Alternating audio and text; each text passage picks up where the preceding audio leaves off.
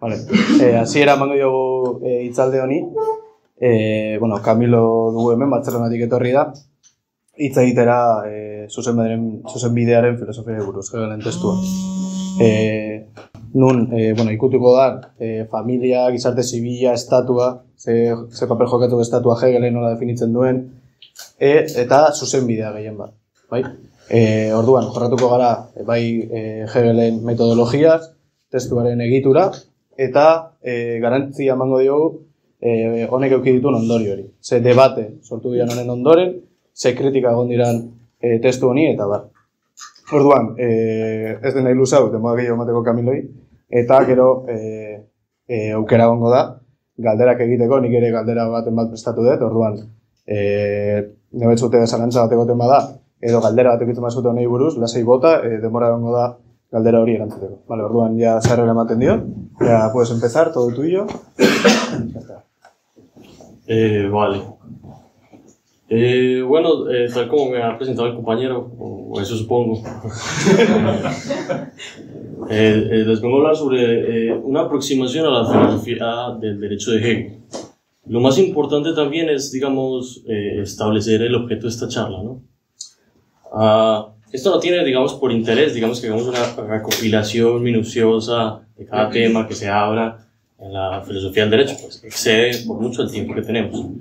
No, la idea es más dar unas herramientas para la lectura, ¿cierto? Aproximarse a aquellas preguntas importantes que están en el subtexto y en el texto mismo.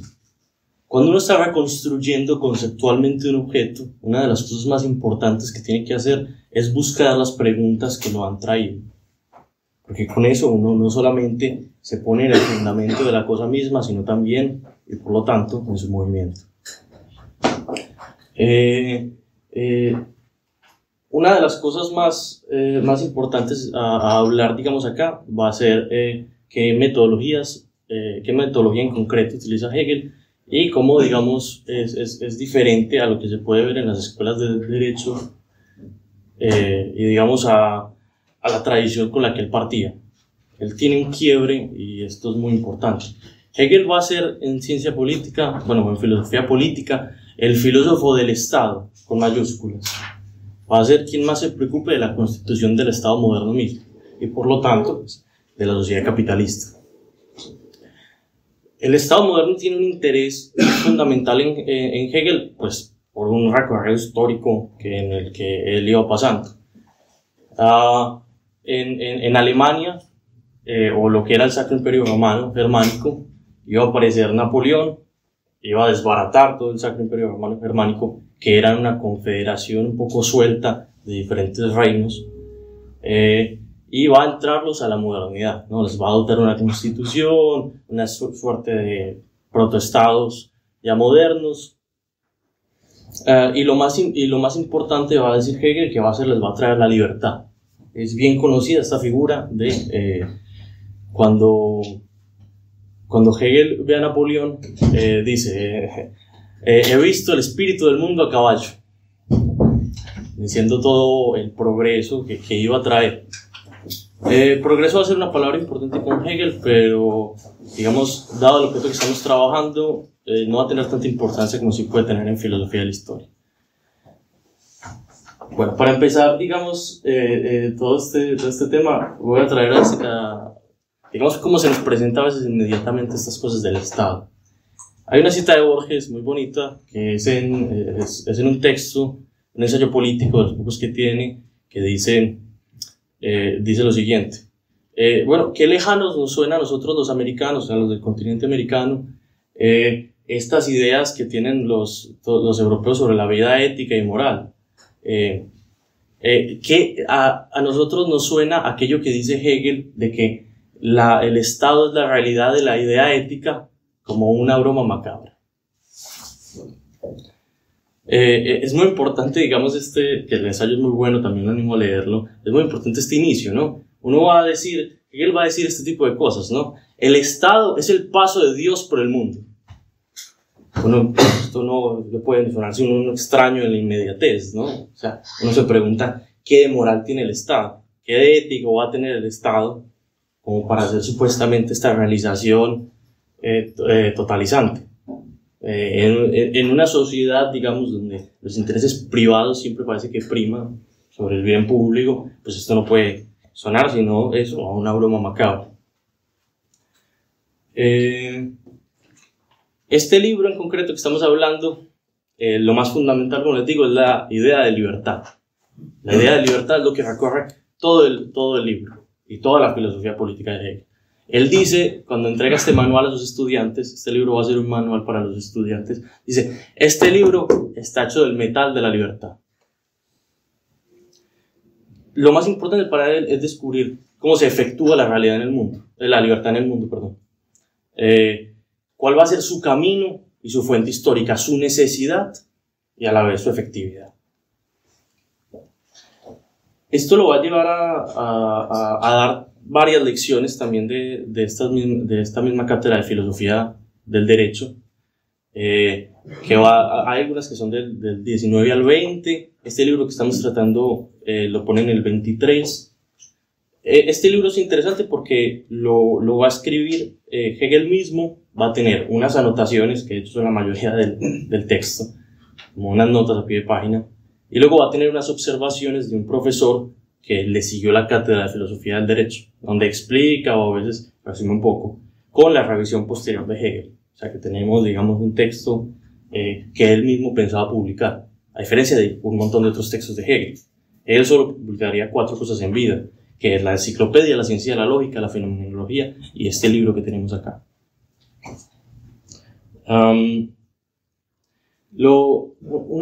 Una cosa importantísima también en este momento es toda la tradición con la que se enfrenta Hegel.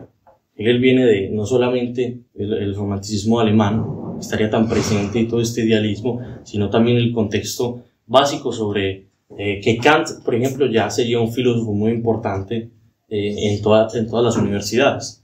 Él viene con una tradición también enfrentado a Kant, a Schelling, a Fichte sobre todo, en el que él tiene que buscar, digamos, la forma de que estos filósofos que han protagonizado, por decirlo así, un individualismo feroz, han puesto el individuo de manera preeminente. Él tiene que empezar a buscar la cohesión social. Uno de los intereses, digamos, vitales de Hegel, vital como el sentido vital que nos impulsa a realizar las cosas, es eso, no dejar que curiosamente este estado, que ya era un estado disgregado en un montón de feudos, también se nos convierta en un estado disgregado de individuos. Es entonces donde él pone el valor en la función social, ¿no? Vamos a hablar entonces de la sociedad en su conjunto.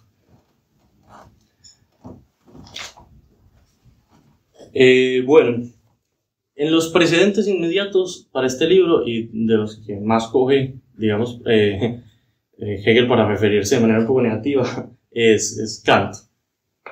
Es Kant, y yo voy a coger y hacer otra, o también ayudar con otra lectura, que es la de Kelsen. Kelsen, para quien no lo conozca, es uno de los teóricos más importantes del derecho. Tiene su obra que es Teoría Pura del Derecho, que es, digamos, por así decirlo, el derecho institucional de cualquier democracia liberal. Se lee muchísimo en las facultades de derecho y se cogen un montón de principios de él. A esto lo llamaremos derecho formal, que ellos también se denominan de esa misma manera, y derecho positivo, claro. Digamos que ese será el positivista por excelencia. Él tiene, Hegel, un problema grandísimo, digamos, con estas metodologías. Como ustedes bien conocerán, Kant planea como su ética, y como ya después va a ser su teoría política, porque él utiliza la ética para fundamentar después la teoría política, esta fundamentación de las costumbres metafísicas, y luego la siguiente obra, que es Metafísica de las Costumbres, donde ya hace una teoría política sobre el contrato, sobre las determinaciones de la ley, etc. Kelsen, digamos, comparte, y de él, Kelsen cita muchísimo a Kant, lo tiene en un gran pedestal, esta idea, digamos, de cómo formular la forma del derecho, lo va a llamar Kelsen, la forma del derecho, y en Kant va a ser ¿qué? El imperativo categórico, que es la forma de lo ético. Vamos a tener entonces dos fórmulas. Voy a utilizar, presuponiendo un poco que hay unos conocimientos ya de Kant, voy a empezar a coger Kelsen, sobre todo por su inmediatez, ¿no? O sea, que estamos peleando, de hecho, contra una facultad, aquí en concreto está allá. El asunto, él dice, esta es la siguiente, que es la forma del derecho, y que la voy a explicar detenidamente. ¿Cuál es la forma del derecho para Kelsen? Es ni nada menos que un juicio. ¿Se ve o lo hago más grande? Bien. Un juicio hipotético del deber ser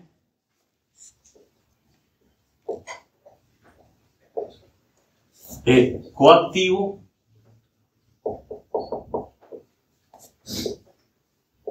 por una autoridad competente. Aquí, señores, tenemos la mayoría de la teoría pura del Estado. Un juicio hipotético. Un juicio hipotético, ¿por qué? O sea, Kelsen piensa que en lo que él va a llamar la ciencia jurídica se va a distinguir de las ciencias naturales. Como les digo, este razonamiento es muy parecido al que hace Kant, sino que Kelsen lo lleva a sus límites. Difiere este terreno jurídico con el de las ciencias naturales porque la causalidad no va a ser inmediata. Por ejemplo, alguno de ustedes va al Eroski y se roba algo, ¿cierto? O sea, cometen un acto antijurídico, el hurto de un supermercado. A ver, a este hurto no le va a seguir necesariamente un juicio coactorio, ¿no? No es como que uno robe algo y de inmediato vaya a la cárcel, ¿no? Se teletransporta. No. Si yo dilato un metal, al mismo tiempo se va a expandir. Entonces no tengo que esperar a ver si sí o si no se dilata. Una realidad que se da inmediatamente. Entonces es un juicio hipotético. Tiene una causalidad bien diferente. Que se va a entrar en el problema de lo que él denomina la causalidad entre el ser, que serían las ciencias naturales, y el deber ser, que es este terreno jurídico. Pero es un tema un poco más amplio que no se puede tratar tanto en detalle. Del deber ser, o sea, y aquí está lo más importante. Kelsen habla sobre el deber ser, sobre la forma del derecho. ¿Cuál es el procedimiento que va a utilizar junto a Kant y que Hegel pelea de manera muy vigorosa contra él? Yo voy a coger todos los sistemas jurídicos del mundo. O bueno, todos los sistemas jurídicos del mundo, entre comillas, ¿no? Del mundo civilizado, quién sabe. Y voy a abstraer cuál es la forma. ¿Cuál es la forma en la que esos contenidos se expresan? O sea, sin importar, digamos, aquí las particularidades morales que pueda tener cada nación, yo voy a encontrar una forma en la que, si yo encuentro esta forma, es derecho. Si yo encuentro esta forma en un contenido de leyes, es porque es derecho. Por eso se llama teoría pura del derecho. Yo quiero aislar el derecho de todos los otros fenómenos, recogerlo en su pureza, y de ahí seguir.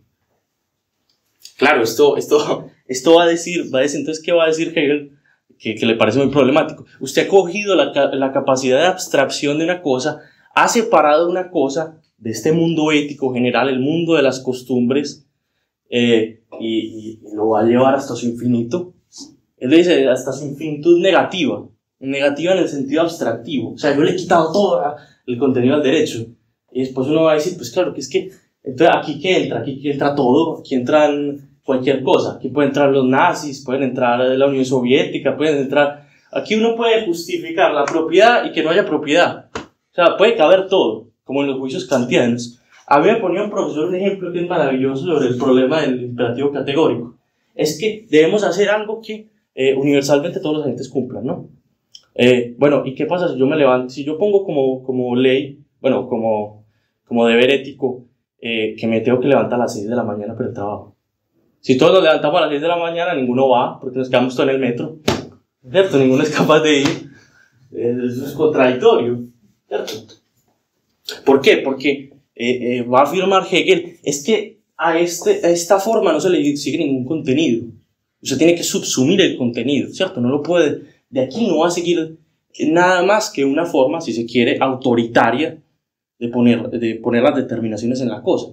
No será este objeto mismo el que produzca su contenido, no. Tiene que hallar un contenido en la realidad y tomarlo, subsumirlo.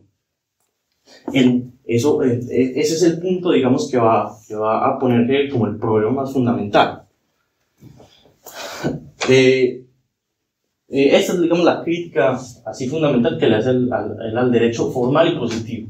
Esta crítica es más amplia, muy interesante. El texto que honda mucho él en esto es un textito pequeño publicado en una revista que se llama Las formas científicas de tratar el derecho natural. No, aún un poco más en esta crítica, es un texto muy interesante. Y luego está la otra tradición con la que se enfrenta Hegel, que es el derecho natural. El derecho natural es Locke, Hobbes, los naturalismos generalizados, que para quienes no lo sepan es relativamente sencillo. Piensan que hay en el mundo real, estas personas piensan que hay unas normas morales determinadas universales, que son universales porque están en la esencia humana. Ponen el ejemplo, por ejemplo, de no matarás. Parece que eso es algo en lo que podemos poner de acuerdo todos. Bueno, no hay que matar, no hay que robar, etc. Entonces vamos a buscar cuáles son las formas que le son propias a toda comunidad humana por naturaleza. Que hay unas formas morales del deber ser que son naturales. Eso mucha gente lo tratará y dirá, por ejemplo, que eso es una falacia naturalista, porque de una cosa que es el ser se sigue el deber ser, en un paso ilógico. Porque sí, puede que ser que nosotros en sociedad no matemos, pero ¿eso qué quiere decir? ¿De que eso puede ser una norma? No, eso digamos es la crítica un poco normal. Hegel es pone en problema esto de una manera muy interesante, porque les dice, es que ustedes han mirado unos fenómenos múltiples, ¿cierto? Miramos un montón de sociedades, y como nosotros no le encontramos ninguna conexión interna, lo único que decimos es que las cosas son porque son. Entonces una norma es no matarás, pues porque vemos que la gente no mata, ¿cierto? Es un inicio metodológico que está copiado de las ciencias sociales, de las ciencias naturales. Ellos tienen esa idea, ¿no? Entonces yo cojo este fenómeno empírico, lo pongo aquí como mostrar sus causalidades directas, como las ciencias naturales, y ya no le tengo que dar más explicación. Si las cosas sirven, sirven, ¿no? Como a veces nos dicen los ingenieros, es que no le dé tanta vuelta si eso sirve. Eso es muy problemático, porque por ejemplo, ellos van a identificar de manera natural y van a poner a priori lo que quieren buscar. Ejemplo, Hobbes tiene una teoría que es contractual. El Estado se empieza en un supuesto estado de naturaleza, donde todos hacemos un contrato porque no nos queremos matar entre nosotros. Es un estado de potencial violencia. No tanto de la guerra todos contra todos, sino de la potencia de eso. Y él quiere entonces decir que nosotros nos ponemos contractualmente y por lo tanto nos sometemos a una autoridad mayor, un hombre o una asamblea de hombres, que ahí digamos que se acaba la violencia. Esto es muy peligroso, porque primero usted ha presupuesto que los individuos sueltos los individuos sueltos son naturales. Por ahí hay como que si uno se va a la selva encuentra puros individuos. Eso pues más alejado de la realidad no puede ser. Uno de los problemas que identifica Hegel con mucha agudeza es, bueno, usted no solamente ha puesto el origen de este derecho en la naturaleza, sino que usted no delimita cuál será lo contingente. Por ejemplo, Rousseau tiene la idea de que este individuo no es malo, sino que es bueno. Esta gente que yo me encontraría en la selva hipotéticamente es un buen salvaje. Pero este mismo inicio metodológico nos produjo un hombre bueno y un hombre malo a la vez. O sea, aquí puede entrar el reino de la contingencia, porque yo no estoy llegando a ninguna necesidad. Frente a que los formalistas ponían la necesidad de una forma por encima de todo, los naturalistas simplemente nos dicen que las cosas son como son. Otros de los naturalistas, por ejemplo, son los que han defendido el derecho en sus términos más reaccionarios del derecho divino. Hume les hace una broma espectacular. Les dice, que ilustra muy bien la misma crítica que tiene Hegel. Bueno, pero yo entiendo que pueda ser, porque el fundamento de este derecho divino será que las cosas tienen una razón de ser, y su razón de ser es que son. Y les va a decir, bueno, yo entiendo que hay un derecho divino del rey, pero también tienen derecho divino los ladrones, y también tienen derecho divino los asesinos, pues como Dios los ha puesto, por alguna razón tendrá, ¿no? Hegel sigue con esta crítica, ¿no? Será la fundamental. Él se plantea, digamos, contra esas dos tradiciones de manera fuerte y va a buscar lo que él llama una ciencia especulativa. O sea, una ciencia que atienda a la realidad de la cosa y la deje devenir, o sea, la deje moverse. Voy a poner un ejemplo para que esto sea un poco menos abstracto. Esto es como un inicio ético, como yo dejo que la cosa sea y se manifieste. Esto tendrá en común con Heidegger, les anoto. A nadie, por ejemplo, le gusta que lo traten como un fin, ¿cierto? Lo traten como un objeto. No lo tratan como para buscar cierto asunto. No deja a las personas que vivan en su alteridad. Ese es un inicio ético. No deja que las cosas que ellos hagan, pues, están delimitadas por su contenido. Yo lo que no hago esfuerzo, busco un fin o subsumo una forma dentro de la otra persona. Y estoy buscando un fin, ¿no? Estoy buscando el fin, por ejemplo, de probarle el derecho. Lo que estoy dejando es que las cosas en su movimiento circulen, se manifiesten, se engendren, se nieguen. La cosa es que vamos a mirar atentamente que esto tiene que esto, por ejemplo, Platón, que habla de la teoría, ¿no? Esta visión que uno tiene sobre las cosas, visionar los objetos. Vamos a ver cómo las cosas se muestran. Un punto importante será que nosotros la miremos, va a decir Hegel, contraposición. Pero vamos a iniciar primero por dejar a las cosas ser lo que son.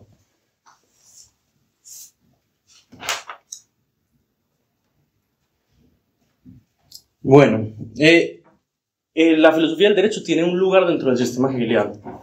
Hegel, como su premisa es que las cosas no se pueden entender, digamos, de esta manera formal, sino hay que buscarle su conexión con la totalidad.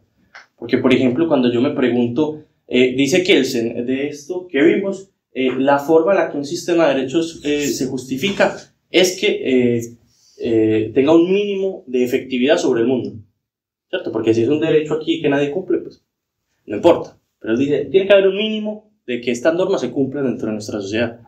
Entonces, por ejemplo, claro, uno le va a hacer una pregunta muy sencilla. Bueno, pero ¿cuál es la necesidad de que se cumplan? O sea, ¿vamos a mirar ya? ¿O cómo sería? O sea, ¿por qué unas normas se tendrían que cumplir y otras no? Y si el criterio es un criterio cuantitativo, ¿dónde le ponemos aquí la raya? Es que son 2 que se tienen que cumplir, o 3, o 4, o 5. Es complicado. Hegel va a entender que para buscar, digamos, cualquier fenómeno en el que uno se enfrenta en toda su complejidad, uno tiene que estar en un sistema omniabarcante de las cosas, que lo que va a buscar sobre todo es no la parcialidad, no agarrar un asunto en su pureza, como hace Kelsen, o sea, yo delimito mi objeto y de aquí no me salgo, sino cómo este objeto ha sido producido. ¿Por qué hay derecho? ¿Por qué no dimos derecho a nosotros mismos? ¿Sí? ¿Cuál sería la necesidad de que exista el derecho? Esas van a ser las preguntas de las que va a estar parado Hegel. ¿Cuál sería la necesidad de que se haya producido un derecho natural o positivo o de este tipo de forma? Y si uno, digamos, tiene esa pregunta, luego tienen que hacer otras preguntas, ¿no? O sea, ¿por qué hay individuos? ¿Cuál sería la voluntad de la gente? Etcétera. Un montón de preguntas que hay detrás y que vamos a ir viendo. Lo importante es entender que para Hegel en este fenómeno que está buscando es una parte del sistema. Va entonces a ser completado con cosas que están detrás y delante. Aunque detrás y delante entiendan lo que es un círculo, o más bien yo diría una espiral, ¿cierto? Donde el principio y el fin están de alguna manera en el mismo lugar. Esta filosofía es la filosofía del espíritu objetivo. La filosofía de Hegel se parte en 3, que es la lógica, son las determinaciones formales, bueno, no, formales no, son las determinaciones primeras de la estructura del universo. Luego está la segunda, que es la filosofía de la naturaleza, todo el fenómeno natural. Y luego está la tercera, que es la filosofía del espíritu. La filosofía del espíritu es, sin duda, pues, lo que de manera más inmediata nos atraviesa a nosotros los humanos. Es importante, entonces, entender el espíritu, no digamos como una entelequia que está volando, como un dualismo aquí, sino como la esencia de lo social, ¿no? Cuando uno a veces dice, bueno, el espíritu nacional, ¿no? Le busca un poco como la esencia de la nación. En algún punto esa metáfora puede servir, pero lo que sea la esencia de lo social, pero es limitada, ¿no? Pero sirve un poco para aproximarse. Él entonces dice, primero él va a poner entonces en el espíritu, esto sí vamos a andar un poco más, él va a poner, esta es la filosofía del espíritu, ¿cierto? Y se va a dividir entonces en antropología,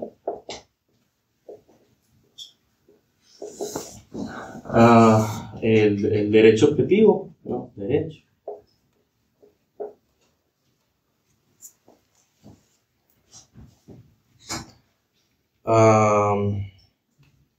Y el de espíritu absoluto. Cada uno tiene así mismo 3 divisiones. Este va a tener, este también, pero no vamos a entrar en eso. Aquí, por ejemplo, va a estar la filosofía al final. La filosofía es el fin de todo. Y aquí en el derecho va a tener, va a poner el derecho abstracto,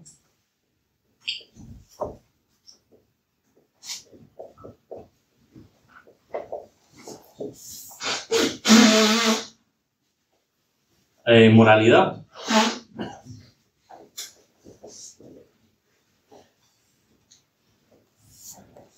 y por último eticidad, que sería donde está el Estado.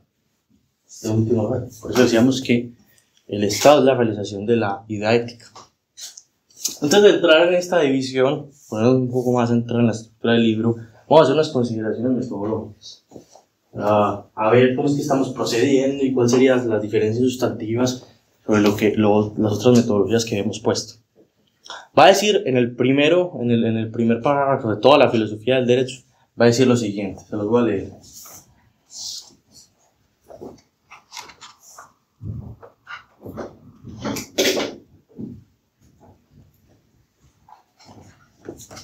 La ciencia filosófica del derecho tiene por objeto la idea del derecho, es decir, el concepto del derecho y su realización. Ese es el inicio, no dice nada más. Luego tiene unas observaciones y unas notas a pie, pero ese es el contenido. Entonces, bueno, hizo una idea, ¿cierto? Estamos hablando de qué, ¿cierto? De que es una idea, que es un concepto. Estas son palabras que tienen mucha carga, ¿no? Que a veces es difícil seguir. Hegel, entiendo yo, de una manera, como yo lo explico, que él tiene un asunto que va a heredar de Spinoza, que es un problema con las representaciones básicas sensibles de la conciencia. O sea, cuando yo, digamos, después de ver muchos gatos, un ejemplo por así, y me hago una idea del gato en la cabeza, yo estoy utilizando una imagen para representarme el gato. Una imagen, ¿no? Como lo puedo hacer también de un árbol o diferentes cosas. Son representaciones, imágenes, a veces, o no necesariamente imágenes, que están impregnadas de la sensibilidad inmediata. Yo lo que estoy buscando en esas cosas es tomar ciertos elementos parciales, por ejemplo la forma del gato, y representármelo en la cabeza. Esto, que sería para Hegel ni nada menos que el entendimiento común, o sea, la forma como nosotros procedemos en nuestra vida diaria, va a ser diferente a la razón. Una cosa va a ser este entendimiento que está impregnado de sensibilidad, que Spinoza, por ejemplo, llama imaginación, y otra va a ser la razón. Hay elementos donde la razón se ve de manera más clara, por ejemplo en la aritmética. En la aritmética no necesitamos imaginar los números para encontrar que 2 más 2 son 4. ¿Cierto? Pero evidentemente hay ciencias que van a tener un objeto mucho más complejo. Pero lo importante aquí es entender que cuando Hegel está hablando de idea y está hablando de concepto, no son las representaciones básicas que nosotros tenemos en la cabeza. Hegel llega a un punto muy importante en la modernidad, porque es un punto que ya había empezado Spinoza, pero que culmina. La pregunta de la modernidad va a ser fundamentalmente nosotros cómo conocemos el mundo, ¿no? La pregunta epistemológica va a anclarse en la subjetividad, ¿no? Los sujetos cómo se relacionan con el mundo, primeramente en sus estructuras cognitivas. Entonces nosotros vamos ya a poner el ser en un ser de conciencia. O sea, las antiguas preguntas que tenían los medievales sobre o los antiguos, sobre el ser de las cosas, nosotros las vamos a poner como ser de conciencia. O sea, cómo se me aparecen en la conciencia. Vamos a reducir todo ese mundo fenoménico, por ejemplo, dice Descartes, ¿en qué? En la extensión y el movimiento, que son categorías fundamentalmente de la subjetividad, de la conciencia. Spinoza va a hacer, entonces va a poner la otra vía, por decirlo así. Entonces, el serse en pensamiento, y Spinoza va a hacer entonces también al revés. Va a decir, pero es que el pensamiento también se resuelve en el ser. Va entonces a generar este esquema bien interesante. Porque él se va a preguntar, bueno, está bien esto de que uno pueda conocer las cosas, cuáles serían las estructuras básicas del conocimiento, pero ¿cómo se hubiera producido el conocimiento mismo? El conocimiento mismo, ¿de dónde nace? ¿Cuál es su necesidad y su esencia? Él entonces va a utilizar, el esquema de la ética, va a poner a Dios primero y luego hace una deducción. Lo importante es la pregunta. O sea, ¿cuáles serían las condiciones entonces de posibilidad para el conocimiento? Le reversó la pregunta acá. Hegel va a tener esta pregunta muy en el tintero y en todas las grandes obras que hace. Va a preguntarse, dentro de para nosotros conocer el mundo, también tiene que tener el mundo unas estructuras cognitivas que den paso a la realidad. O sea, el mundo también tiene que dejar de leerse. Y esa forma de inteligibilidad del mundo también de alguna forma tiene que responder a otros criterios. Él pone, esto se tiene que ver en la ciencia de la lógica, pero lo vamos a solamente nombrar. Él pone entonces esta frase de que todo lo real es racional y lo racional es real, que digamos de una forma más ligeramente explicada, lo que quiere es poner estas dos estructuras del mundo de manera codependiente, y entonces quiere también poner una tesis muy fuerte, que es que en el lugar de lo absoluto y del ser está la razón, porque la razón se dota de objeto a sí misma. La razón tiene una categoría que es la autoconciencia. Yo me doto de razón a mí mismo, ¿cierto? Yo sé que estoy pensando, se lo va a descubrir Descartes. Pero cuando yo me doto de objeto, una de las cosas más importantes es que yo no estoy saliendo de mí mismo. O sea, me estoy volviendo absoluto. Me estoy volviendo, y aquí va a seguir entonces el asunto, para que volvamos, libre. ¿Pero qué es algo libre? ¿Entiendes? Claro que no depende. Lo que no tiene dependencias externas. Esto lo coge Spinoza, pero 100% calcado. Va a ser entonces la razón donde yo encuentro la libertad. Frente a la representación y todo ese tipo de cosas. Entonces, volvemos acá. La idea y el concepto, la idea piensa Hegel que es la realidad en el último punto de su realización, es el culmen de la realización de la realidad. O sea, cuando ya todo ha pasado, ¿cierto? Cuando ya toda la realidad se ha dado, y cuando se llega a darse conciencia de sí misma, es cuando yo llego a la estructura de la idea. La idea por entonces es la realidad primera. A Hegel lo que le interesa es eso. Este culmen entonces de estas dos estructuras que están en movimiento y con dependencia, ¿cómo se llegan a su punto final? Que va a ser la idea. Luego está el concepto. El concepto es, cuando yo ahora sí tengo representaciones, o sea, es una cosa más primera, cuando yo tengo representaciones, tengo estas imágenes y me empiezo a abstraer, me empiezo a hacer juicios, el concepto es lo que es una parte del motor que le va haciendo a estas representaciones por ejemplo, irse negando, irse contradiciendo. El concepto es, por ejemplo, cuando yo al imaginarme esta idea de gato, también lo pongo en relación con todos los otros objetos que no son gato, ¿cierto? Y empecé a hacer primero una negación. Para darle yo idea al gato, por ejemplo, lo tengo que delimitar, lo tengo que poner un canal, ¿cierto? Para darle esencia a aquella cosa. Yo tengo que realizar los conceptos, tengo que moverlos. No tengo que moverlos, ellos mismos se mueven. Esta estructura, que es el canal de donde va pasando el movimiento, será importantísimo. Hegel, de hecho, en en la introducción a la historia de la filosofía pone, de hecho es que la tarea más importante de la filosofía es pasar, digamos, toda la realidad por concepto. Porque es que una cosa, también va a decir que una cosa es que existan aquí, una cosa es existir, otra cosa es que sea real. Real efectivo lo llama más propiamente.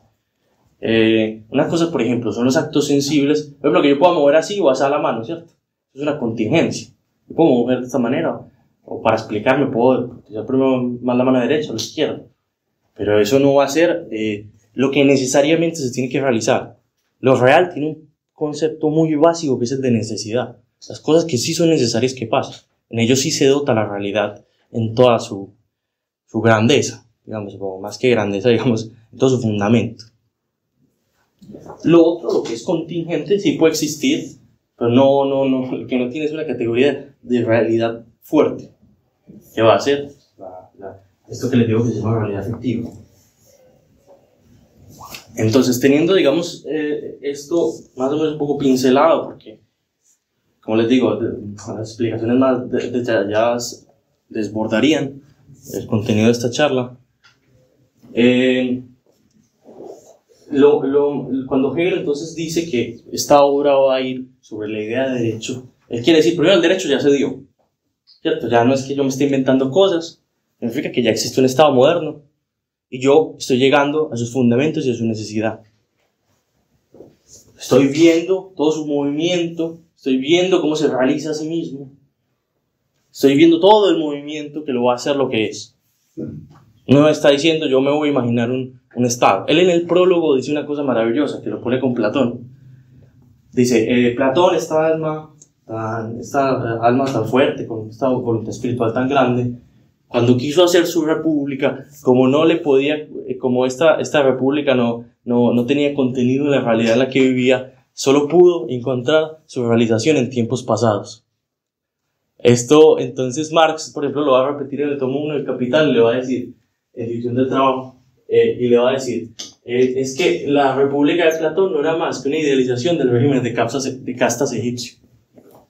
O sea, uno no puede poner cosas sobre la realidad, no puede poner una utopía sobre los asuntos, porque ese contenido de esa utopía va a ser justamente una regresión a lo que ya hubo.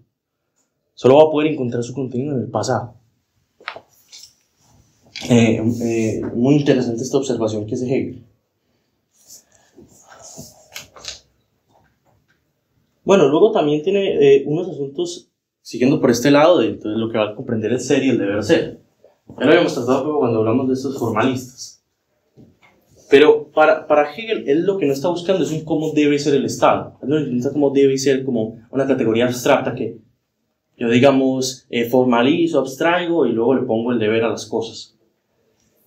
Él lo que está buscando es realmente las cosas como se están realizando. Él tiene un proyecto sobre el ser de las cosas, no sobre el deber ser.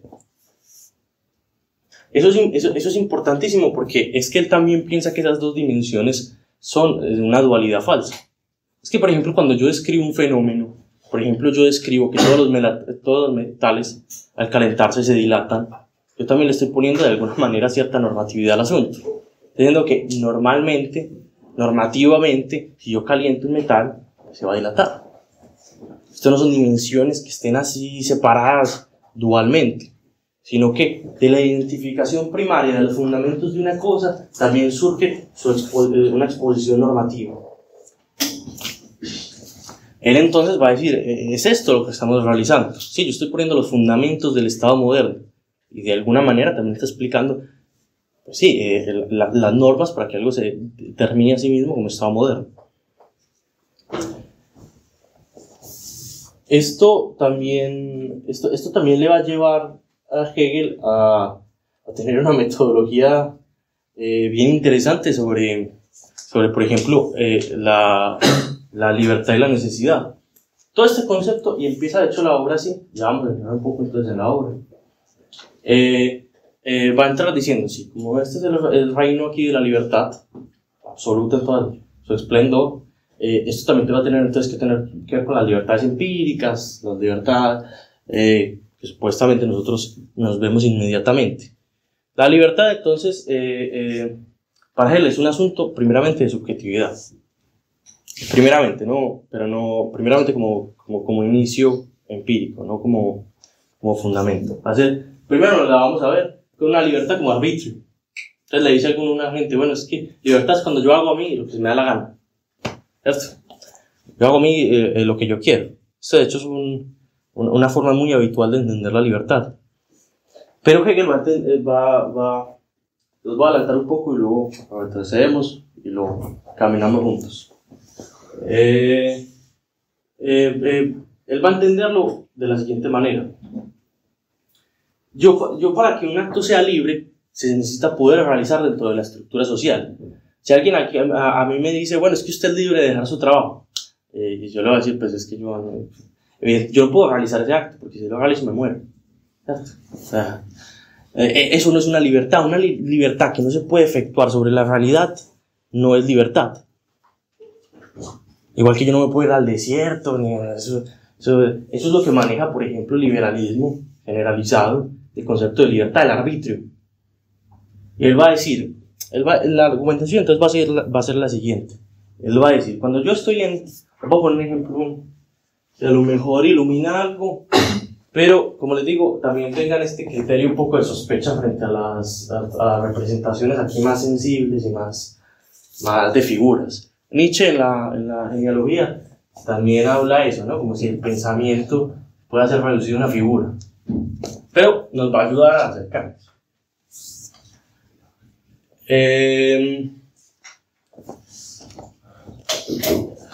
Yo me encuentro en este punto, por decirlo así. Y este punto nos dice entonces la libertad como arbitrio, que yo me puedo mover por toda esta esfera, ¿cierto? Por todo este tablero. Puedo mover así indefinidamente. Y él va a decir, es que cuando yo me estoy moviendo en ese arbitrio, una de las cosas fundamentales que está pasando es que yo estoy en la sensibilidad inmediata. Me vienen a mí un montón de pasiones, me vienen un montón de contenidos de la exterioridad, y me van a poner a ejercitar ciertos caminos. Voy a suspender este ejemplo y les voy a poner uno más inmediato. Yo estoy yendo a supermercado y yo realmente quiero ir a comprar una cosa en concreto. Y luego cuando estoy yendo, la estructura del supermercado casi que me obliga a comprar otra cosa. Y luego yo voy a por el pan y salí con 3 cosas. Sí, creo que es algo que nos ha pasado a todo el mundo. Cuando yo estoy entonces en las otras cosas, no soy libre. Porque si yo estoy en las pasiones inmediatas, a mí esta supuesta independencia de la libertad pues se desbarata completamente. Libertad, arbitrio, voluntad y razón van a tener una igualdad en Hegel, una igualdad en términos estáticos más inmóviles. Para Hegel, como les decía, como la razón es aquello que no depende nada más que de sí misma, es donde se debe hallar el reino de la libertad. No hay ninguna libertad que no sea racional y por lo tanto que no pueda efectuarse sobre la realidad, porque si algo es racional, como habíamos dicho, se puede efectuar sobre la realidad. Entonces luego yo tengo un reconocimiento, por decirlo así, de que puedo tomar este camino y este camino, ¿cierto? Entonces yo digo, bueno, racionalmente me he dado estos 2 caminos por los que quiero seguir. Entonces aquí, por ejemplo, nos dice Descartes, es que la libertad es cuando yo estoy en posibilidad de no estar demasiado sujeto a ningún camino, ¿no? Puedo tener 2 caminos marcados, pero tengo la independencia de abstraerme un poco y irme por cualquiera de los 2. Para Hegel, el asunto más primordial va a ser de que no solamente que usted reconozca que hay 2 caminos que le ha dado la sensibilidad para moverse, no solamente que es un paso, pero lo más importante es que usted entienda que estos 2 caminos, en todo, digamos, el círculo de posibilidades que tenía, eran los caminos racionales para seguir. O sea, usted tiene una identificación dentro de lo que le ha sucedido y lo que usted libremente ha elegido y la realidad racional. Y ahí entonces la libertad. Por eso la libertad no se va a expresar solamente en actos individuales, sino que tiene que coger forma ¿dónde? En los caminos. ¿Y cuáles son los caminos? El derecho. Y va uno a descubrir, entonces dice Hegel, que ese camino por el que va a circular la libertad, esa norma que permite efectuar los actos, va a ser racional. Y cuando yo les digo racional, ¿qué les quiero decir? Que va a estar también contenida en cada uno de nosotros. o sea, en nosotros como voluntad racional. El libro empieza de esa manera, esa va a ser la introducción. También habla también diferentes cosas en esta introducción sobre que cuando yo estoy ejercitándome ya en este momento del espíritu objetivo, en todo ese corpus de leyes, una de las cosas que a mí también se me puede aparecer es las leyes como un registro de los casos que han pasado. De pronto aquí alguien conoce que el sistema este inglés, que es una mezcla entre derecho consuetudinario, o sea, derecho de costumbres, y derecho positivo, donde dice, para yo, digamos, determinar la interpretación de la ley, consulto un registro de lo que han dicho los jueces. Esto en algunos sistemas está más mezclado, en otros más puro, etc. Y él va a decir, bueno, pero es que este derecho inglés que lo que hace es que nos pone que yo tengo que mirar aquí cada juez en su individualidad cómo debió interpretar el asunto, nos pone en un problema muy peligroso, como si es que la interpretación inmediata de las cosas, la suma de las interpretaciones inmediatas nos garantizaran un criterio fundamental sobre la interpretación del derecho. Es que la simple asociación de determinadas representaciones no produce una idea y no produce ni un fundamento para las cosas. Es muy peligroso no pensar. Él tenía en mente en esos momentos uno que se llamaba la escuela historicista, que decían en Prusia, bueno, como el derecho ha sido de esta manera, lo vamos a seguir haciendo así, en muy resumidas cuentas.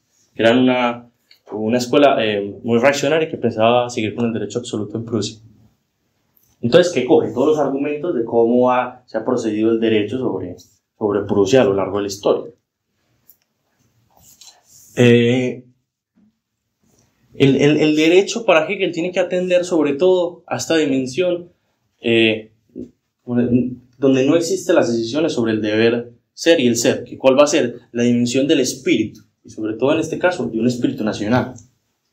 Hegel es uno de los grandes filósofos del espíritu nacional, no como una forma patriotera de entender las cosas, que expulsa, que a veces se piensa a sí mismo más como expulsión.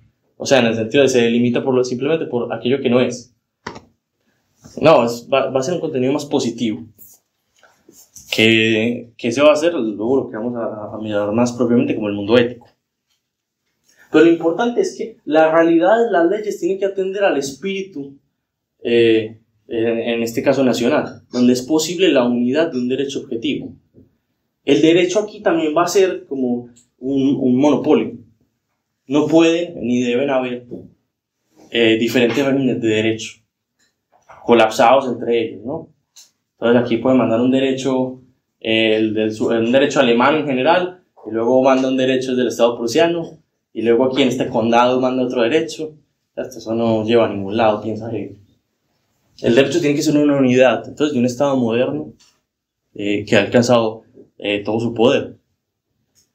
Eso es muy interesante si uno lo piensa, porque significa que va a tener que uno tener en todo momento de instrumentos técnicos, o sea, de la policía, de un régimen de funcionarios, para poder acceder a realizar el derecho en toda su objetividad. O sea, va a tener que llegar, digamos, toda la revolución industrial y en general el capitalismo en un desarrollo lo suficientemente avanzado para poder poner el derecho en su objetividad.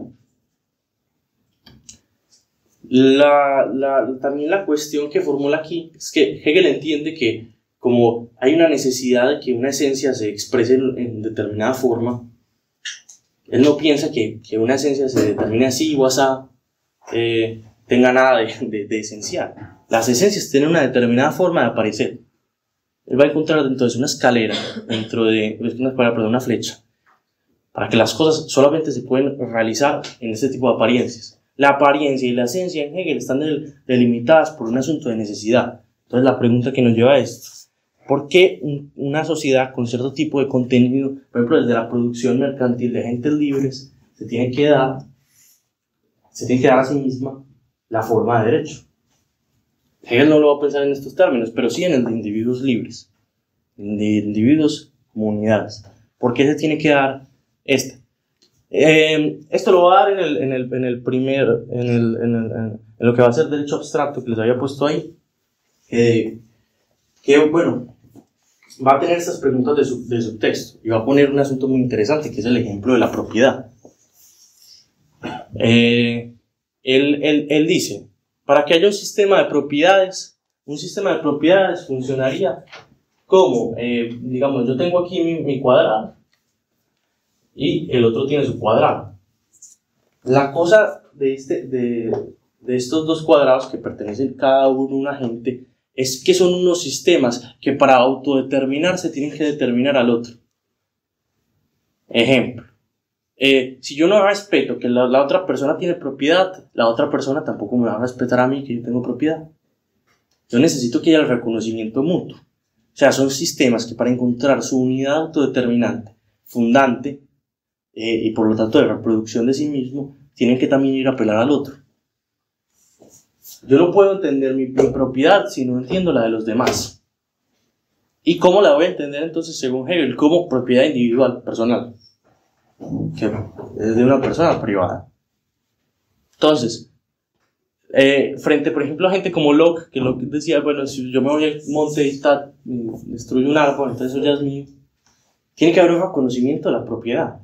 Un reconocimiento de la propiedad por el otro, porque si no, no va a haber propiedad. El reconocimiento en última instancia ya lo va a dar es el Estado. Pero eso seguirá un poco más adelante.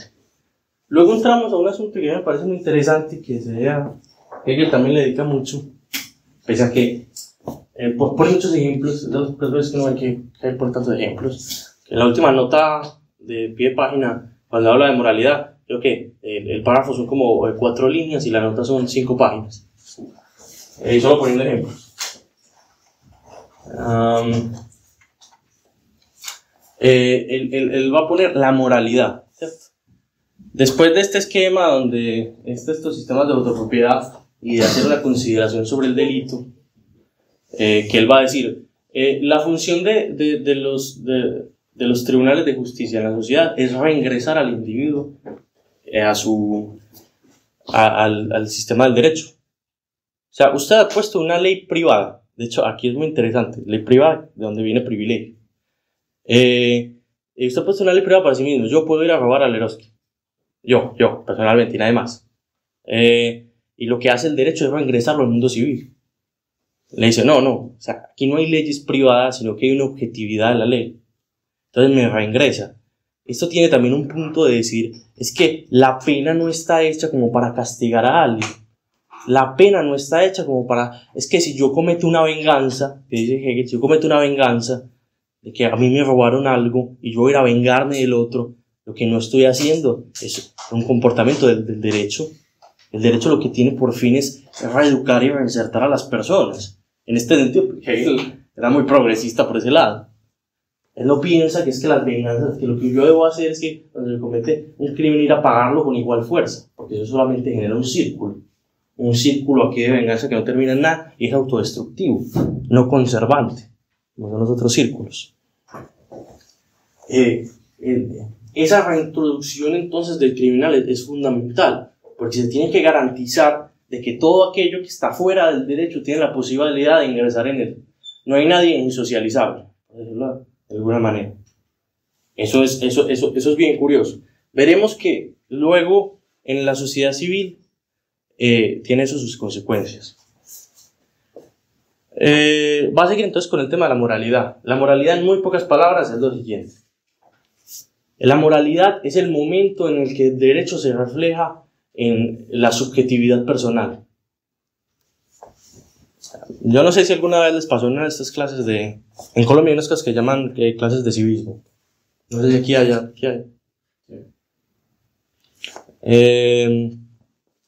Y uno de los asuntos era, yo al derecho le tengo que encontrar un núcleo de razones, de que yo tengo que ver una ley y encontrar la razón de que esa ley sea. Esto, yo para, digamos, dotarle de la autoridad que tiene el derecho sobre mí, le encuentro un núcleo de razones. Yo voy preguntándome, bueno, ¿cuál sería la necesidad de que no matemos, de que no robemos? Bueno, es que si no viviríamos entonces en una lucha. Fin. Es un momento donde yo intento encontrar las razones al derecho, y solamente si yo le encuentro razones, lo voy a dotar de poder sobre mí. Ese es el momento de la moralidad. Busca entonces que las determinaciones del derecho estén reflejadas sobre la propia subjetividad. El momento, por decirlo así, introspección, ¿no? Que la palabra no sea necesariamente adecuada. Este momento que lo va a criticar un montón, porque va a poner el juicio de las leyes, la objetividad de las leyes, o sea, el fundamento de las leyes sobre unos sistemas racionales subjetivos, donde yo puedo encontrar un montón de razones para decir lo mismo y decir lo otro. O sea, si yo pienso que el derecho tiene que ir sobre ese núcleo supuestamente racional, de ir yo hilando, ir mirando a ver dónde encuentro la verdad de la norma, voy a encontrarme con que hay subjetividades también que van a encontrar diferentes razones y van a encontrar en un debate o en cada uno en su casa, etcétera, diferentes razones para expresarse. Nos van a generar, por ejemplo, los problemas de que yo les decía de si yo pongo por norma moral levantarme a las 6 de la mañana para ir al trabajo.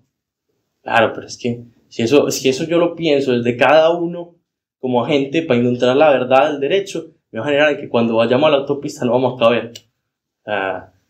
Unas contradicciones fáciles de ver. Y puedo dar por puesto poner en el lugar del derecho intereses personales de una manera muy sencilla. Porque yo no necesito entonces el reconocimiento de los demás, sino que esas cosas me sean racionales para mí. En la formalidad de las cosas. Esto es lo importante, yo he mirado el fenómeno del derecho, he cogido una parte de él, que sería este asunto de, que las normas tienen que tener su razón de ser, bla, bla, y lo he totalizado. Hay un doctor muy interesante en la Universidad de Warwick, Inglaterra, se llama, a mí me gusta mucho, me parece un brillante.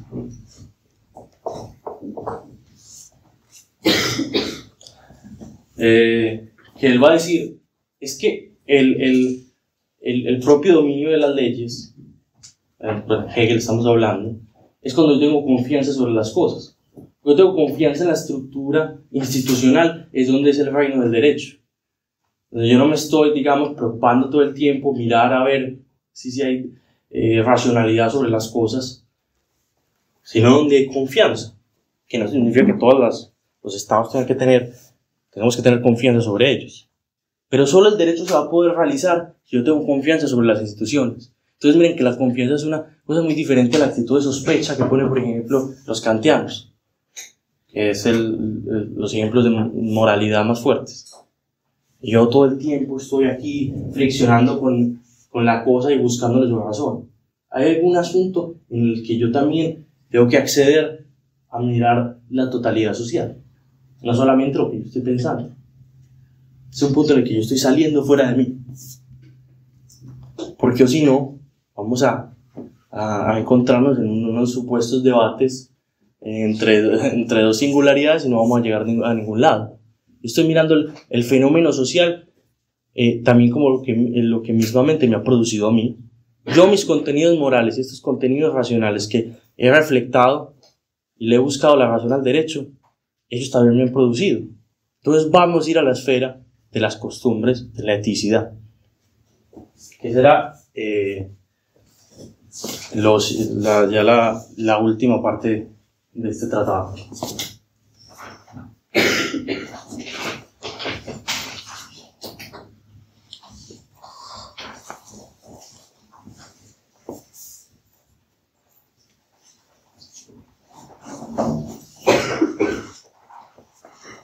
Él empieza primero, entonces, en este tratado, ¿cómo nos relacionamos inmediatamente con los otros? Nos relacionamos primeramente la familia, tanto en un inicio lógico como temporal, pero todos nacemos en el seno de una familia.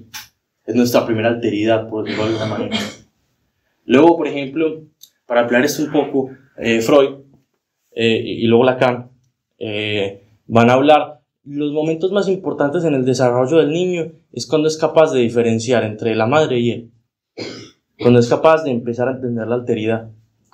Eso también, por ejemplo, le vaya a dar el momento en el que él también es capaz como niño de verse en un espejo y reconocerse. No, las neuronas, esto será también en función de las neuronas espejo, si no estoy mal. Uno de los momentos fundantes en los que aparecemos con la alteridad primera de los otros es la familia. Hegel lo denomina la familia guiada por la relación del amor. En pocas palabras podríamos decir que es lo siguiente: son las relaciones, la familia, su cosa más profunda, que es guiada por el amor, es las relaciones directas personales, las relaciones de dependencia personales. Yo a mi papá le hago caso porque es mi papá, ¿cierto? No porque hay un razonamiento o algo así. Y solo le hago caso a él. O sea, no cualquier persona puede venir a ocupar el lugar de padre. Alguien del exterior. Sino que en la familia esta, que también es muy tradicional, la que está pensando Hegel, solamente puede venir a ocupar una persona, solo una persona, el lugar de padre, hermano, madre. Entonces son relaciones donde el poder que ellos tienen, tanto sus derechos y deberes, están puestos por las relaciones personales. Unas relaciones personales que siempre son de dependencia. Donde hay derecho, también va a decir Hegel, donde hay derecho hay deber. Son las dos contracaras. Él, bueno, habla después del matrimonio, de otras relaciones contractuales, pero bueno, eso no lo podemos saltar, yo diría. Luego entra a que cuando se llevan los hijos a la educación, por ejemplo en este caso la educación laica, los niños a medida que van creciendo van entrando en la esfera de la sociedad civil, o sea, se van independizando, por decirlo de alguna forma. Y en esta sociedad civil donde van a entrar estos niños a través de la socialización inmediata de la estructura social, aparecen como agentes libres. Aquí hay una frase maravillosa, a mí me gusta utilizar para ilustrar esto, que estamos hablando de la sociedad civil, que es el reino de individuos. Hobbes, un gran teórico de este asunto, nos va a decir en Decibe lo siguiente: porque esta sociedad se compone, señores, de manera general, de individuos en competencia, o sea, de enemigos. ¿Y qué va a decir Hobbes? Va a decir, quien no mando ni me manda, he ahí mi enemigo.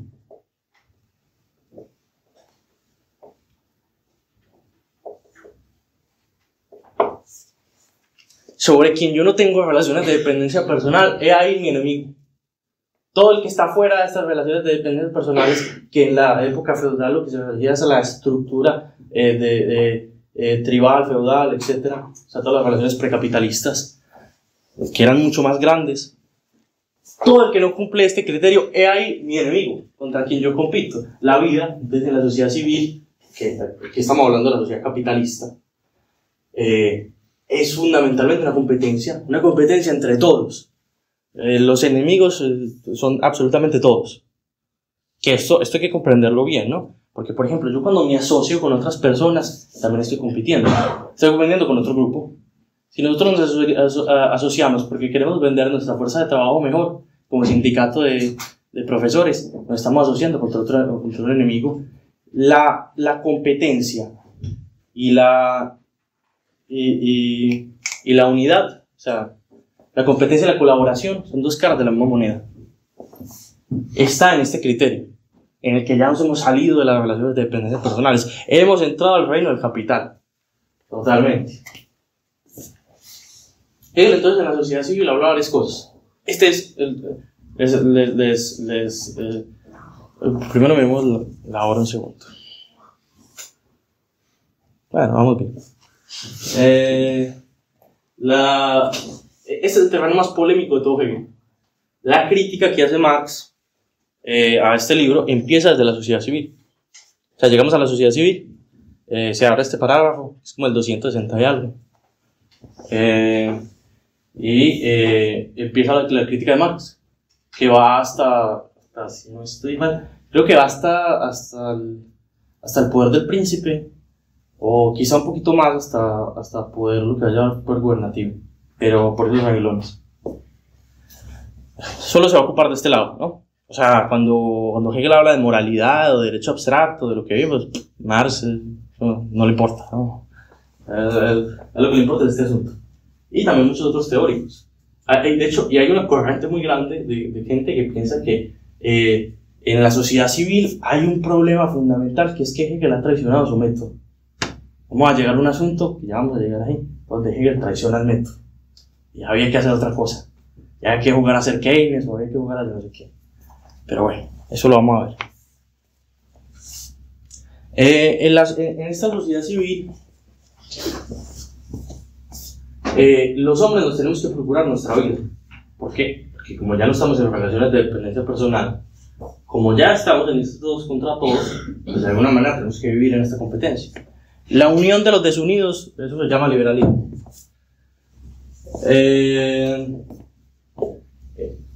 ¿Cómo nos procuramos esto? Con lo que llama el sistema de necesidades. Todos necesitamos cosas para seguir vivos. Entonces vamos a utilizar argumentación sobre, bueno, yo tengo una propiedad, tú tienes otra, en fin. Se mueve aquí un poco, llevándola lentamente, pero en resumidas cuentas vamos a introducir un sistema de mercado en el que los agentes libres producen las cosas para luego intercambiarlas. ¿Según qué? Según el criterio del interés propio. Adam Smith, Ricardo, ¿no? Entonces, él era el gran lector de estos economistas. Y aquí lo pone muy claramente. Es un sistema de necesidades donde nos tenemos que intercambiar los productos según nuestro interés propio. Y ese interés propio en todo el sistema, va a generar un sistema regulatorio, donde todos, digamos, de alguna manera vamos a obtener las cosas. Pero claro, Hegel ve aquí un problema en el sistema de necesidades, que es la ley, esto se llama en economía política la ley de Say. Esto no solamente tiene importancia en el siglo XIX, sino en el XX un montón, porque Keynes tiene un problema gigante con esto, o sea, pero gigantísimo. El hombre le dedica unas cuantas páginas de que esto no se cumple. ¿Qué dice esta ley en estricto senso? Quiere decir que a toda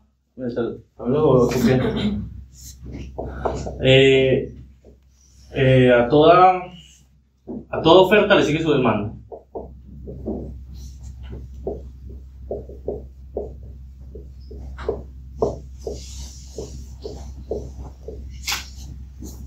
A toda oferta le sigue su demanda. Si yo produzco algo en algún periodo de tiempo, va a venir alguien a comprarme.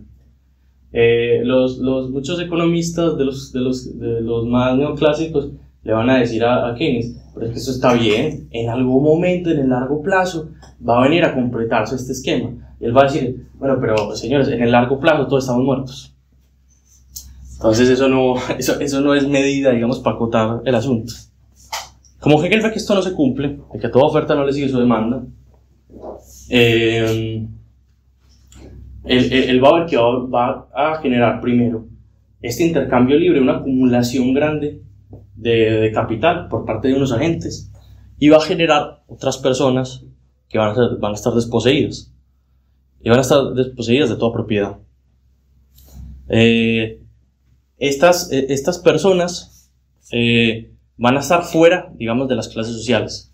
Bueno, se me olvidó, pero lo introduzco rápidamente. Para Hegel, en ese sistema de libre intercambio, vamos a estar divididos en tres clases o estamentos. La palabra se puede traducir de las dos maneras.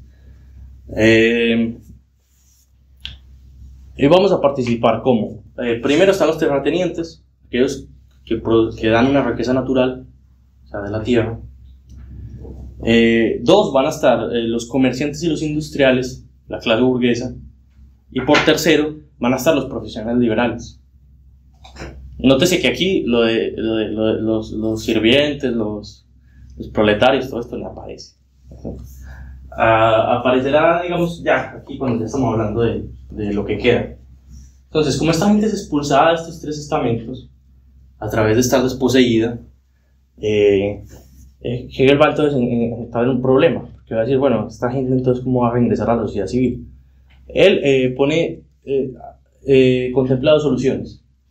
Primero dice, a esta gente se le puede, que el Estado les dé trabajo. Sería la primera solución. Los reingresamos en el mercado a través de que el Estado dé el trabajo, o dé las facilidades para hacer trabajo. O sea, pues, no se le da un subsidio como a las pymes, a los pequeños negocios, o en fin. O sea, yo intervengo para que se les dé trabajo, de las maneras que se quieran.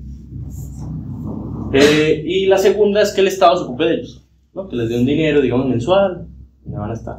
Hegel rechaza las dos alternativas. La segunda, de una manera más sencilla, dice, el Estado no puede producir un estamento diferente a la sociedad civil. La gente se debe procurar el abasto de sus necesidades en este sistema de intercambio.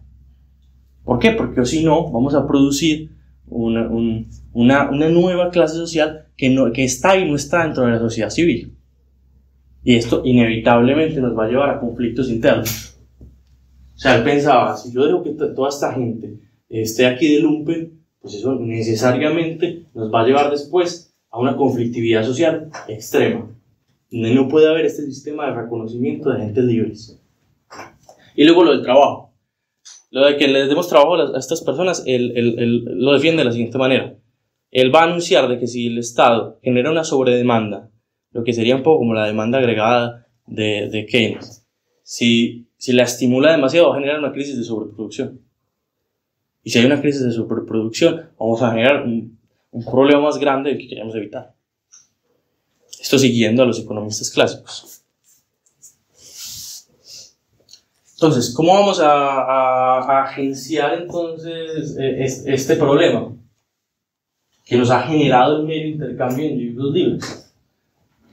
Con la otra cara de la competencia, que es la asociación. Vamos a hablar de corporaciones. Los agentes libres nos hemos unido para defender nuestros intereses. Corporaciones es todo. Corporaciones es una empresa, corporaciones es una municipalidad, o sea, un terreno pequeño aquí como un pueblo que delimita, digamos, una cierta estructura donde poner un alcalde, con ciertos recursos, etc. Un sindicato. En fin, todas estas estructuras que son de asociaciones de personas, de estos individuos libres, los va a llamar Hegel corporación. Y son las corporaciones las que, en el juego de mantenerse en esta lucha y en estos intereses mutuos que pueden tener unas con otras, o en competencia de las unas con otras, van a dar lugar al Estado.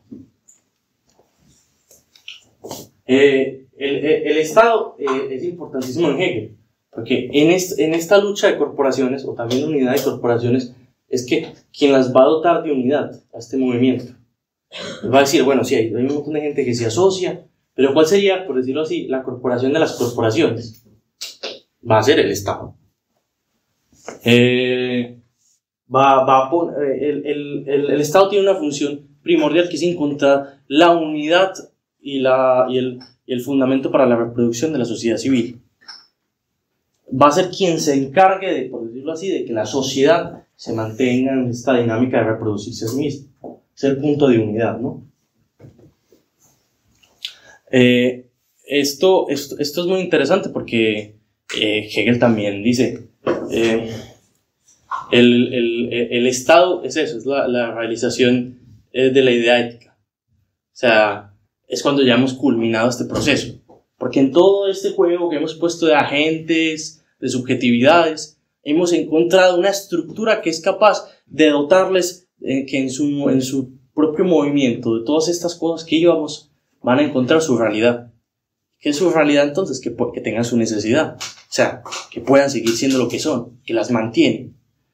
Y hemos por fin llegado a este asunto primero, y de aquí, digamos, ya llegamos donde era, ¿no? Hemos culminado este viaje. Porque el Estado va a ser ya un asunto mucho más importante, ¿no? Va a ser la determinación completa de la articidad. Y va a tener todos esos momentos anteriores en él. Esto es tan sencillo como que el Estado también guarda, también permite que exista la arbitrariedad, que era desde lo que iniciamos al principio. Lo va a guardar también. No se van a desaparecer toda esta escalera que sigue. No es como aquí cuando Wittgenstein dice, bueno, terminé el tratado y tiro la escalera. No, sino se conserva. Se superan los momentos y también se conservan. Entonces vamos a tal. En este estado también va a pertenecer a la arbitrariedad. Que si yo voy y me compro, yo no sé qué aleros, que me voy y compro algo al Mercadona, lo puedo hacer. Va a estar guardado ese momento. Bueno, el Estado. El Estado también es un asunto bien polémico en Hegel, porque Hegel pensaba, ¿cuál es el mejor Estado de todos? Bueno, ¿cuál es el mejor, no? O sea, ¿cuál es lo que pertenece al Estado moderno esencialmente? Que bueno, que esto lo decía de estos asuntos normativos o descriptivos, que en realidad tienen una unidad. Va a ser la monarquía constitucional. Él va a ver necesario que exista la monarquía constitucional.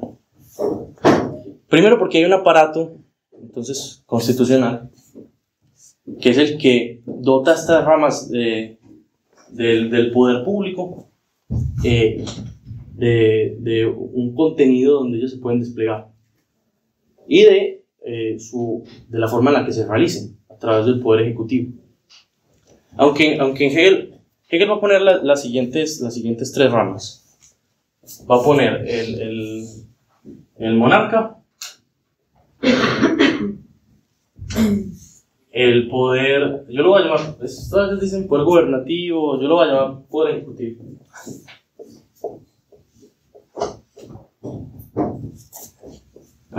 Y poder legislativo.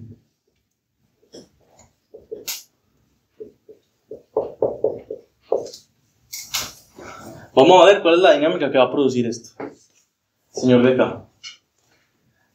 El poder legislativo atiende fundamentalmente a lo universal. Se encarga de hacer las leyes universales. Universal va a tener el asunto de universal dentro del espíritu ético de esta nación. No dentro aquí un universo abstracto. No, dentro de lo que estamos hablando. Va a tener este punto de la universalidad. Van entonces a ser un funcionariado y una gente electa. En lo de la elección no me voy a meter porque Hegel creía básicamente en ciudadanos pasivos y activos. No determinados por la propiedad, pero por otros criterios. Por ejemplo, a qué estamento de la sociedad pertenecen, etc.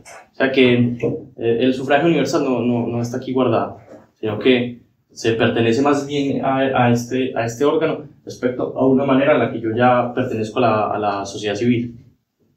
Cierto tipo de personas ya letradas y educadas que ha producido la sociedad, entre ellas pueden elegir quién va a pertenecer a este estamento legislativo. Él piensa en dos cámaras también. Cámara de los Lords y Cámara común, como en Inglaterra. O sea, hay gente que va a estar también en ese poder legislativo y que nadie la vote. O sea, no se va a decidir por votación, en resumidas cuentas. Luego los otros debates son otros. Estos van a tener a la universalidad y estos van a poner la particularidad de las cosas.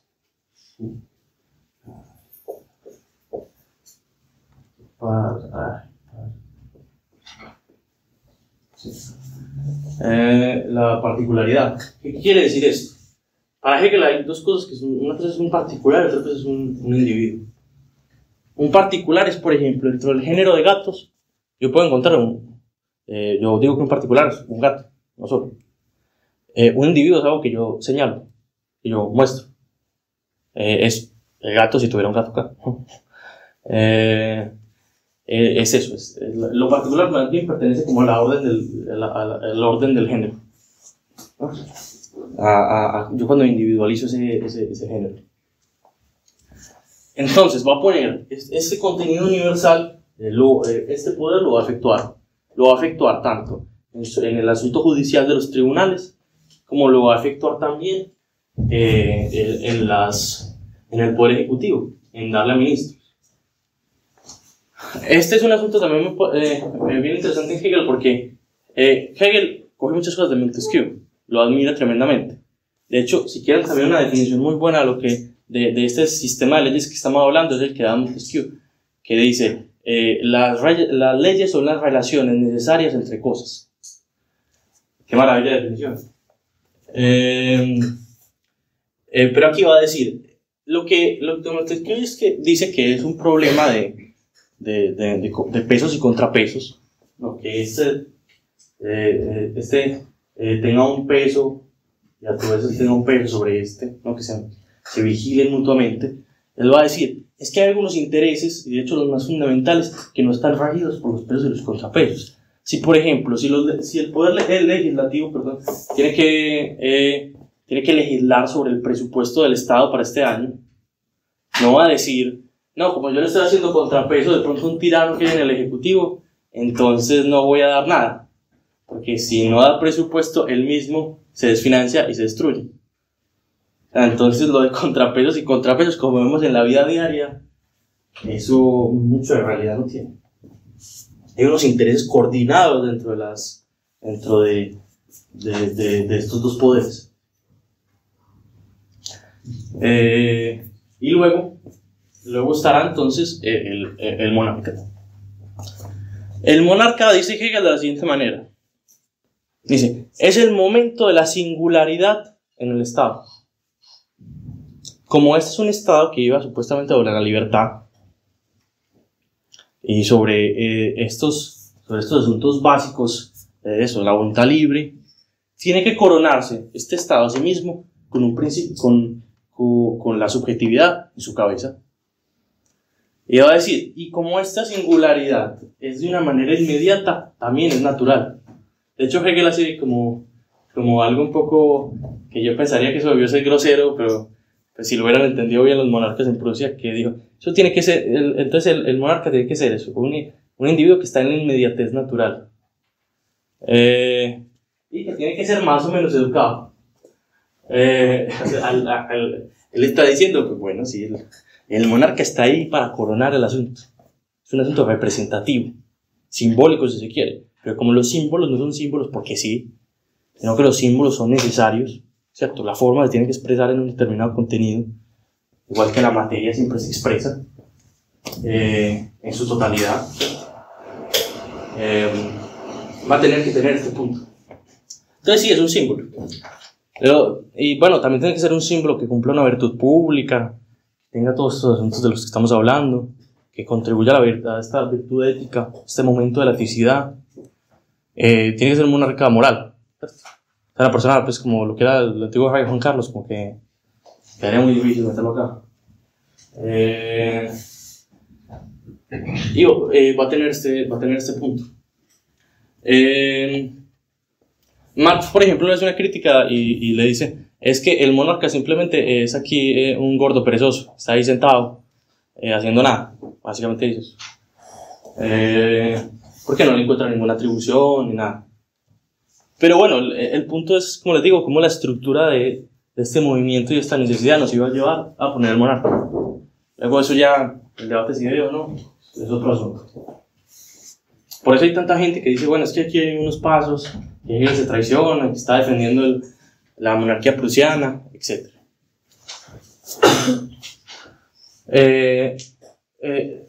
Este va a ser la estructura, ya la vemos un poco por encima. Después va a hablar de derecho exterior, que es literalmente muy poco. Solamente dice, las relaciones entre estados son como de competencia. No tiene una teoría hobbesiana de la política exterior. Siempre están en competencia. Y la guerra es un modo de efectuar esa competencia. No le dedica demasiado a eso. Y por último cierra con la historia universal. Se piensa que es el tribunal donde cada estado en particular va a ser juzgado, según que tanto atienda a esta idea de libertad. No tiene, o sea, tiene pero no tiene, ¿me entienden?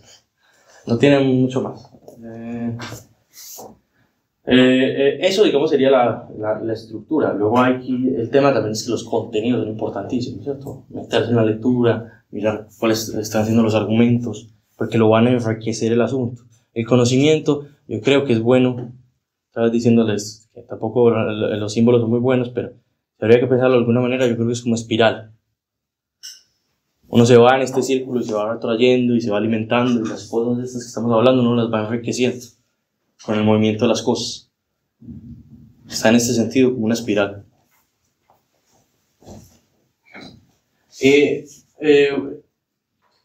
Bueno, ahora que hablamos, digamos, de esa estructura, también hay unos asuntos que voy a aprovechar para remarcar, ¿no? Que digamos una de las cosas más importantes, la noción de ciudadanía. En esta sociedad, ¿cierto? En esta sociedad civil donde nos hemos metido, que va a tener también el Estado y todo esto, encontramos ese concepto de ciudadano. Todos somos ciudadanos, ¿no? En el derecho formal de cualquier Estado moderno. Esto significa que no tenemos ninguna obligación y por lo tanto ningún derecho con el otro. Dice entonces, cierto lema, que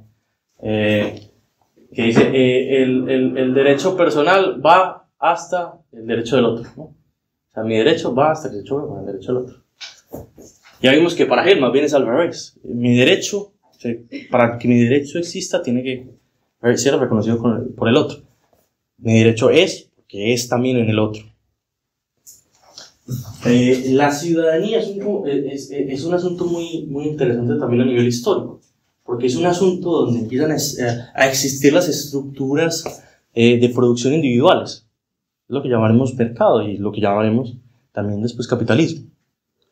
La ciudadanía es un momento donde, o sea, cuando ya se impone como régimen jurídico, donde el capital también se da consistencia a sí mismo en su nivel, en uno de sus últimos y más claros niveles de autoconciencia. Bueno, estas relaciones que existen en el mercado, que son de competencia y son de individualidad, yo ya las he puesto como esta norma ética que va a impregnar toda la sociedad. La ciudadanía es un momento clave para que las relaciones de producción capitalista se expandan. ¿Por qué? Porque pone un sistema de interdependencia de los unos a los otros, no basados en derechos y en deberes personales, sino en que cada uno debe procurarse entonces el bien personal a través de un sistema de interés personal. La ciudadanía implica que nuestro sistema de producción sea un sistema de individuos libres que van al mercado y se tienen que enfrentar los unos a los otros. La ciudadanía es sin duda la formalización de la competencia. Por eso cuando están estos asuntos de los derechos y los deberes que va a tener la ciudadanía, es ya desde un ángulo donde está ya impregnado de unas relaciones de producción inmediatas que también coartan ese contenido. Yo pongo que, por ejemplo, hay un derecho a que todos tengamos el mínimo vital para existir, pero ese derecho se ve en contraposición con este sistema de ciudadanía, donde yo no tengo ningún deber con el otro, pues significa que es irrealizable. O sea, si no están las condiciones como las que habíamos dicho, si no están las condiciones para que las cosas se realicen en su realidad, poner un derecho abstracto pues no sirve de nada. Si veo como un derecho a la vivienda, pero no encuentro las condiciones en las que se va a poder realizar, no sirve de nada. Ahora, esto también igual, por ejemplo, si uno lo mira en Hegel, también va a tener otras cosas, como es que la sociedad civil se debe atener también a los asuntos de este bien común que será representado como el bien del Estado. Yo pongo, por ejemplo, que la propiedad privada tiene una función social. Entonces yo, por ejemplo, puedo tener casas que están por ahí dispersas sin tener nadie que viva, porque hasta donde yo me acuerdo las casas son para vivir.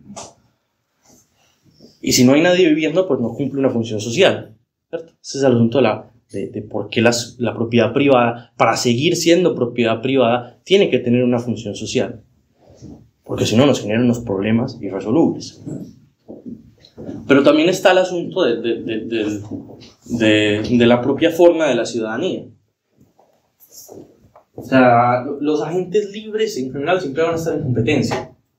Esto de ponernos a los agentes libres como si fuera el asunto axiomático sobre el que va cualquier código del derecho es también un asunto muy peligroso.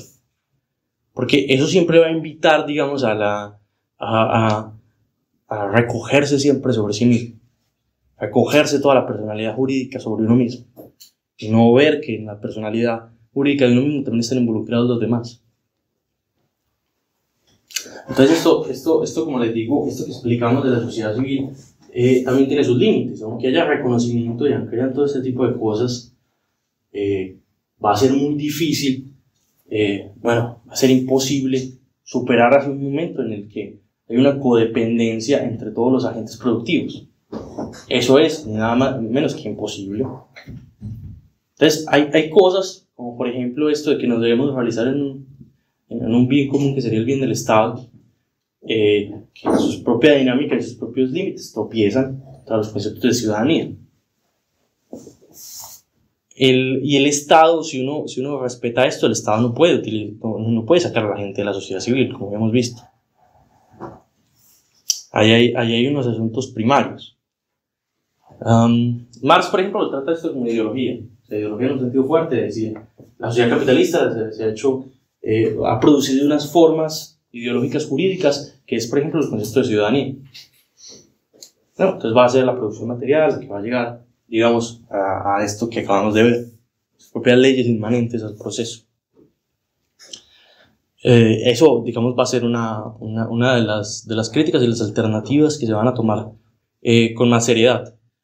Pero también es verdad que luego el debate se abre de manera muy fuerte porque también está sobre que si hemos tomado estos principios, y sobre todo si tomamos los principios que están subyacentes, como la ciencia de la lógica, de manera muy fuerte, luego es difícil escaparse de este movimiento. O sea, parece que estas formas, aunque choquen entre ellas, van a garantizar un continuum de la sociedad civil misma. O sea, ¿dónde estamos o dónde están las potencias para salirse fuera de la sociedad civil? Son bien complicadas, porque como ya hemos visto, la asociación de personas no es otra que la cara de la competencia. Sí, en algún sentido uno puede decir que la competencia universal de una clase obrera es la que destruye este movimiento, al universalizarse y por lo tanto destruirlo. Y eso, digamos, es lo que se van más a enfocar las lecturas marxistas. Pero yo rescataría que ahí también hay un concepto entonces contra las ideas más inmediatas de libertad. Es que esto de que la libertad sea un bien axiológico y estas cosas que a veces se ponen como si uno fuera a encontrar la verdadera libertad después. Hombre, es que la libertad que hay aquí también es la libertad, como hemos visto, la libertad de morirse de hambre. Cuando el mercado lo chuta a uno, ¿no? Un valor. Hay una crítica, yo diría que también fuerte, sobre esta forma de representarse a uno como si uno naturalmente fuera un individuo libre. Como si es que en este mundo ya realizado del todo vamos a encontrar la verdadera libertad. Ahí hay un debate muy fuerte. A ver, ¿qué son? Bueno, yo creo que ya damos paso a las preguntas para tampoco tenerlos aquí esclavizados.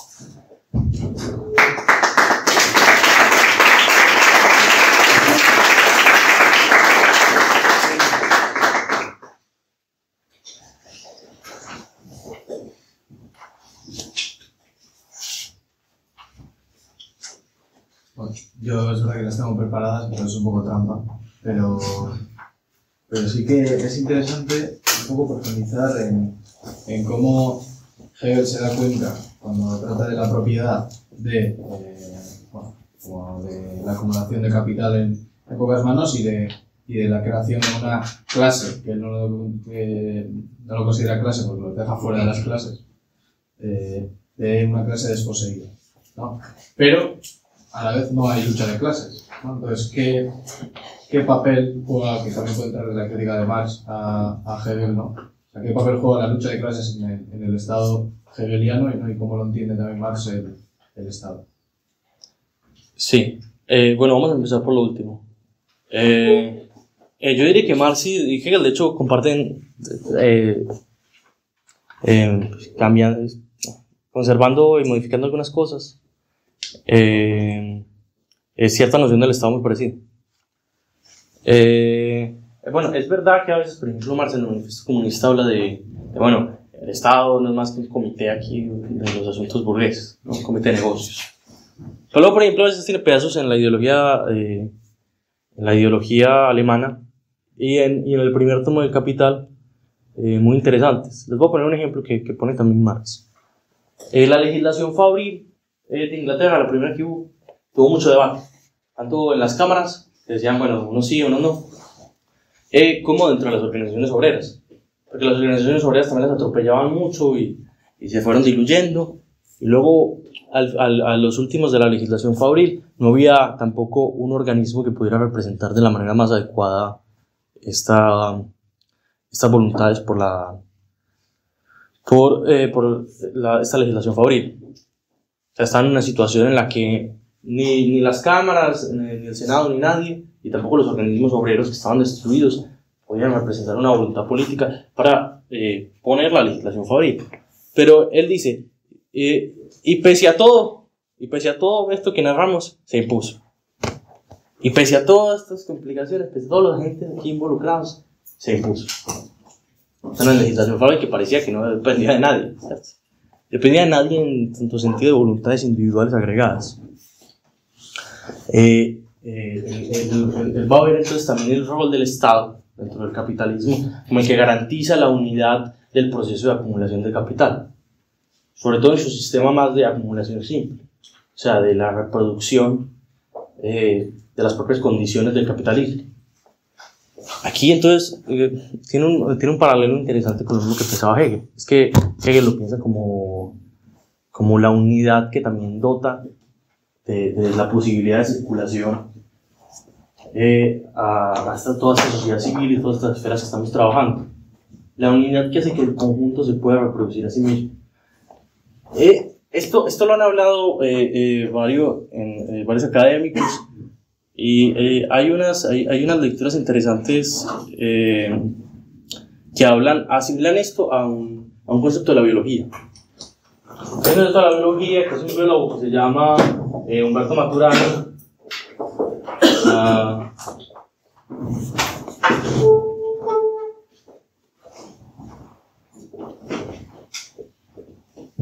Que se llama autopoiesis.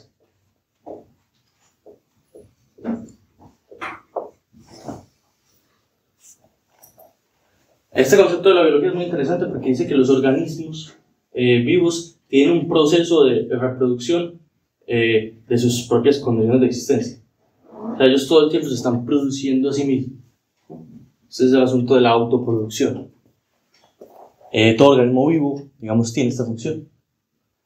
Y entonces, este concepto es el que cumple, por ejemplo, la unidad de este proceso, y su momento más primordial lo va a cumplir el Estado en estas dos filosofías. Bueno, en una filosofía y luego en este sistema de Marx. Van a cumplir sobre todo este asunto. Entonces tienen unas visiones un poco similares. Luego, el tema de la lucha de clases.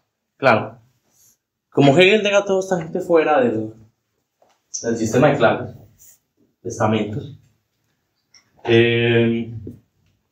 y va a tener un problema gigante para que vuelvan a la sociedad civil, donde no encuentra cómo va a pasar. Él va a pensar, digamos, que la lucha de clases de alguna medida solo se puede expresar es como corporación. O sea, como un sindicato que reclama ciertas cosas en concreto. O sea, una asociación de obreros que inmediatamente va a representar el conjunto de los intereses privados, ¿no? Como cualquier otra corporación. Ahora, este interés por mantener este asunto de las corporaciones también es un asunto que no deja ver, digamos, va también a marcar Marx, no va a dejar ver que es que en esta sociedad civil de la competencia desenfrenada, también hay unas personas que cada vez se van a volver más los que no tienen propiedad. No deja ver también que es que la no tenencia de propiedad no solamente nos guía hacia yo ingresar en una corporación o que el Estado me dé un dinero mientras vuelvo a la sociedad civil, etc., sino que también nos guía hacia un momento de salir, de estar en la sociedad civil, de estar desposeído y constituir una clase de las personas que no tienen nada.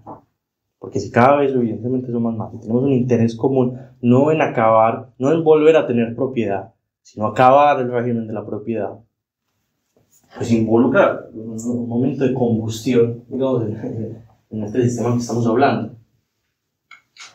La lucha de clases, entonces, en Hegel, pese a lo que dicen algunas personas, no sé, como Lukács, tiene un texto que se llama El joven Hegel, donde básicamente dice que Hegel era protomarxista.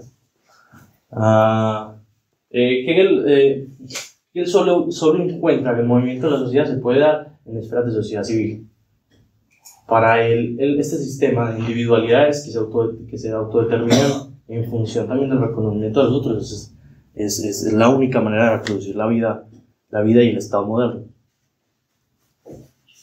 Pero claro, no están la lucha de clases toma, yo diría que un papel muy importante en entender que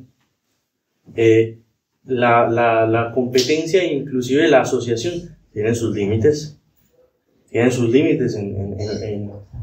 su propio proceso. O sea, también, digamos, de alguna manera hay una competencia y hay una congregación. También hay una cooperación de las cooperaciones, ¿no? Hay una cooperación que también es más que la otra cara de cierta competencia. Hay una cooperación que es su propio elemento de superar las condiciones de este régimen de individualidades.